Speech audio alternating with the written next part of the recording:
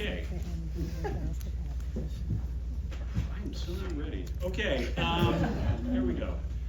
As it is Mother's Day, I think we should talk about the word emasculated.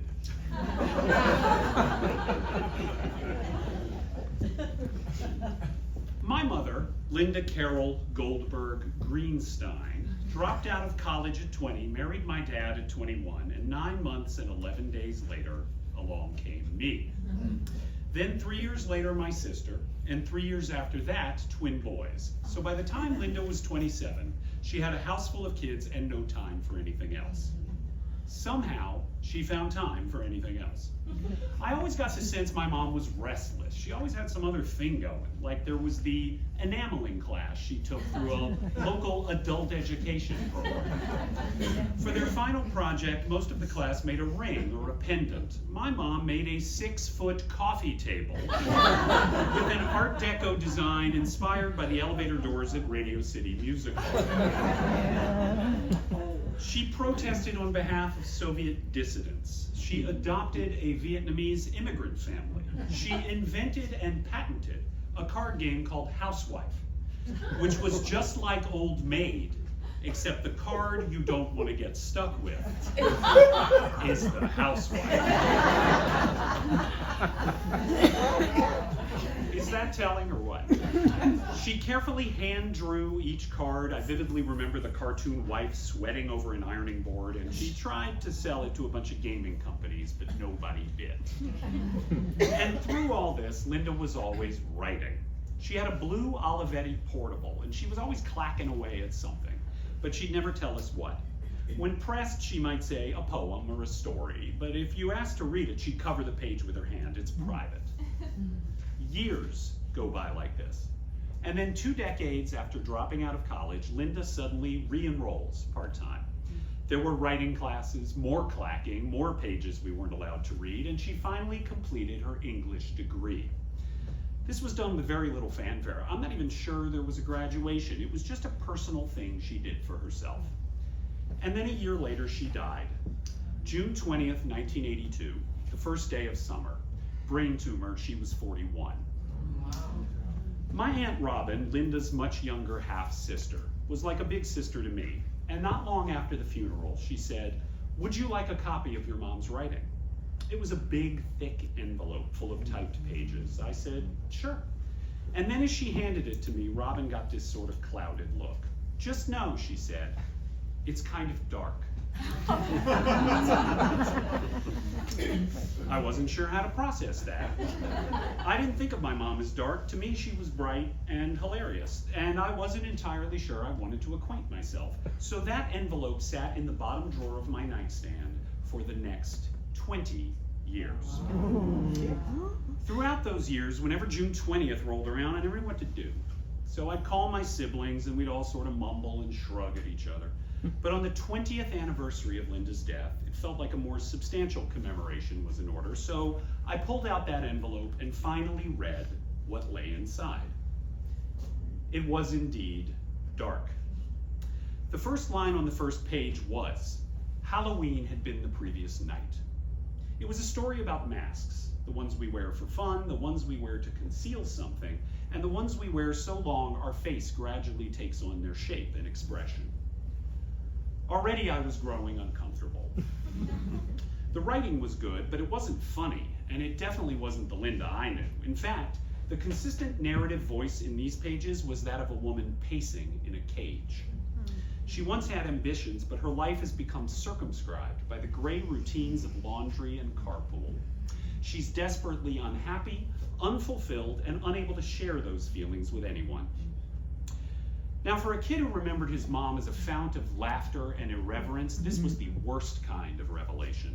By the last page, I was sobbing and unable to stop. It was long past midnight, my wife was fast asleep, and at this point in our marriage, I didn't feel she was a particularly good provider of emotional sustenance. And so, not knowing what else to do, I called my father. Historically, not so good with the sustenance either, but I rolled the dice. 4 a.m. in Atlanta. Lenny Greenstein groggily answers the phone. And I gotta hand it to him. He didn't try to wave away what I had learned. Instead, he said yes. The unhappiness, the frustration, that was real. But what made your mother special, what made her heroic, was that she didn't show any of that to you kids. Instead, she poured it all into the writing. I bought this. It calmed me down. But hang on a second. Is that true? Was I better off not knowing this part of my mom, the thwarted, desperate part? Is it okay I'm only finding out now, 20 years later, when I can't actually talk to her about it? All this got me thinking about The Dark Side of the Moon, not the Pink Floyd album. The fact that, in a strange quirk of our solar system, the moon orbits the Earth and rotates at the exact same speed. So there's half of the moon we never ever see. The far side, the dark side, wasn't even photographed until October 1959, just in time for my mom's 18th birthday. I only saw the light side of my mother, so I'm left to speculate on the other side, to conjecture what the rest of her was like, to wonder what I might have known had I known the fullness of her. Except, and he turns the page. The sleeping wife and I split up some years ago, and at the time I had tons of reasons why the failure of the marriage was her fault. She was jealous of my career. Her frustration boiled over into anger. She began to hate the beautiful life we had built together. But perhaps the wisest among you already sees where this is going. The truth is, and it's taken me a long time to admit this, not only did I marry a bright, hilarious woman like my mother, but our marriage did to her exactly what my parents' marriage did to Linda. The history of art is littered with entitled sons of bitches like me. I say sons because they're almost all men, who merrily went off and painted their huge canvases, or shot their visionary movies, or made their big hit record albums, while back home some wife or girlfriend cooked the dinners and raised the kids and ignored the affairs and scrubbed the oil paint out of their striped Breton shirts. And did these women resent it? Did they feel perpetually in shadow? Ask the Mrs. Picassos how they felt about Picasso. The Yelp reviews are not great. In my case, I married a woman who had first out-earned me by a factor of 10, then watched as her own career faded, mine did the opposite, and people's eyes began glazing over at cocktail parties whenever she dared talk about what she was up to. Oh, breastfeeding's hard. Oh, you found a great new roofer? Jeff, what's Jennifer Aniston really like? And I was only too happy to tell them. I'd jabber away, barely noticing the woman I loved visibly shrinking next to me. Sometimes I'd try to return the conversation to her, to talk up her accomplishments, but that was worse because it couldn't help but feel patronizing. So I think I know all too well what lies on the far side, the dark side of the moon. I don't even need a telescope to see it, because I cast the shadow.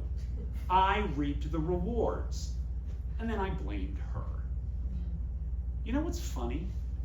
We have this word, emasculated, for when a woman undercuts a man, deprives him of power and agency.